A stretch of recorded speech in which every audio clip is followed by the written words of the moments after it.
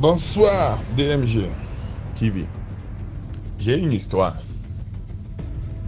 J'ai perdu mon papa en 2016. Ça s'est passé comme on avait une cérémonie au village. Nous sommes quittés, la cérémonie est terminée. Nous sommes quittés le dimanche matin. On l'a laissé. C'était à un mois de septembre. Nous sommes rentrés. Lui devait rentrer le mardi ou le mercredi. Le mercredi, il prend la route. Lui, il vivait à Douala. Moi, je ne vis pas à Douala. Je suis dans une autre ville. Mon grand frère, à l'époque aussi, il vivait aussi dans une autre ville. Il rentre. Il n'est jamais arrivé. Le lendemain, on appelle mon neveu qui travaille dans une entreprise à Douala. On lui dit qu'on a retrouvé sa carte de visite dans le porte-monnaie d'un monsieur qui s'appellerait X. Il dit que lui, effectivement, c'est mon grand-père. Mais il est au village, il n'est pas à Douala. On lui dit que non, on a retrouvé, il faut venir. Viens, tu nous retrouves ici, il est avec nous ici. Quand mon neveu arrive, c'était pour qu'on lui annonce que son grand-père est décédé. Un décès tragique. Apparemment, il a fait une chute au niveau de ceux qui connaissent Douala, au niveau de Bessengue.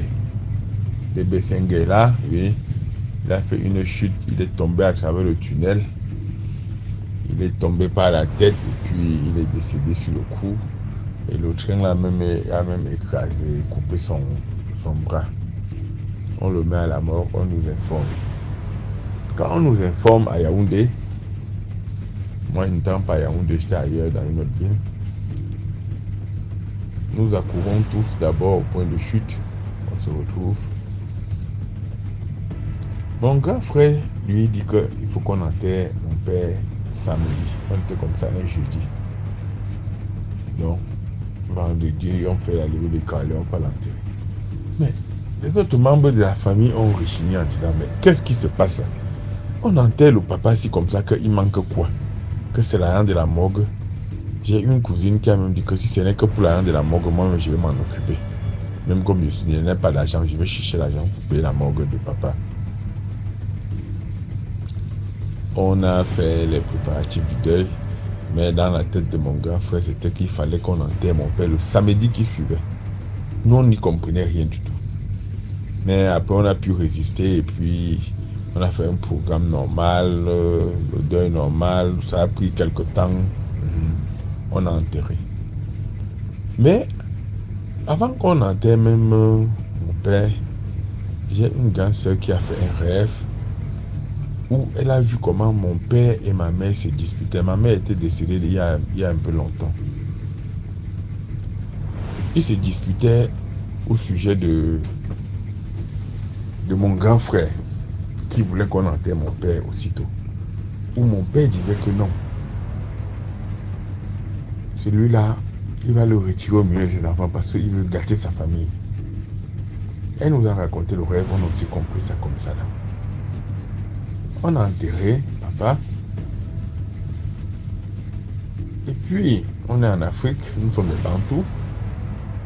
Quand on a vu, un monsieur a vu ma grande soeur une fois en route et lui a dit, vous avez perdu quelqu'un de manière tragique. Si vous ne travaillez pas, les décès vont suivre. En tant que Bantou, on a cherché, on a vu qu'il fallait faire des sacrifices au village, au lieu sacré. Ça, c'était peut-être un an et demi après la mort de mon père. On est donc parti. Ça, c'était en 2018. Déjà, il est mort en septembre 2016. Ça, c'était en 2018, en janvier. On s'est préparé pour aller faire les rites au village.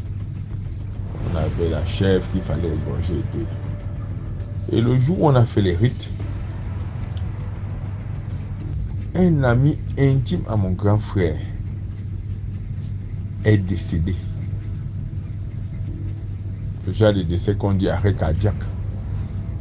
Et pour la petite histoire, le jour de l'enterrement de mon père, lui et son ami là ont changé les billets de 500 neufs. Pendant le deuil, pour eux, c'était comme si c'était la fête. ils distribuaient l'argent aux gens. Ils distribuaient l'argent aux gens. Bon, on n'y comprenait rien. On se disait que c'était un deuil normal, quoi. Pourtant, c'était tout autre chose. Donc, le jour où on a fait les rites, le gars est tombé. On nous appelle. On est encore au village même. On venait de faire les premiers rites là. On dit qu'il est tombé. À Douala, il est décédé. Quand il décède, mon grand frère accourt à Douala à son deuil. Il est vraiment éprouvé. Pour la première fois, j'ai vu mon grand frère pleurer. Il pleurait. Il pleurait à chaudes larmes. Donc c'était le 6 janvier. Le 6 janvier 2016. Il est décédé. On est parti l'enterrer. C'était un gars du Nord. On est parti l'enterrer au Nord. Parce que quelqu'un de la famille, il était très intégré dans la famille. On est parti l'enterrer. Je peux dire 3 mois jour pour jour. Donc le 8 avril. Donc après son enterrement, mon grand frère ne s'est plus jamais bien senti. Il est rentré de l'enterrement de son ami là avec un malaise. Après ça a dégénéré, compliqué jusqu'à ce qu'il est décédé. Et le médecin qui le suivait à l'hôpital m'avait dit 1 semaine avant sa mort avec ma grande sœur que si, je vais l'appeler Y, si Y est malade et que c'est une maladie, s'il meurt maintenant, c'est que c'est une maladie, c'est que c'est une maladie africaine, c'est que c'est un décès africain. Il nous avait tout dit, mais on n'avait rien compris. 1 semaine après, jour pour jour, mon grand frère est décédé. Vous voyez qu'il y avait des corrélations entre le décès de mon père et sa main cachée et celle de son ami. Et seul savent. Bon, la justice de Dieu a été faite, on dirait. C'était mon histoire de MGTV. Merci, c'est passionnant ce que vous faites. Ça nous fait grandir. Merci beaucoup pour l'histoire.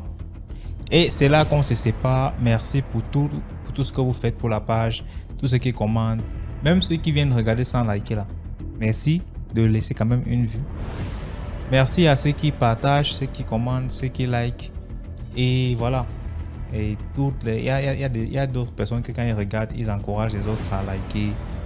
Oui, pour liker, sort du live chat, tu peux liker. Merci pour ce que vous faites.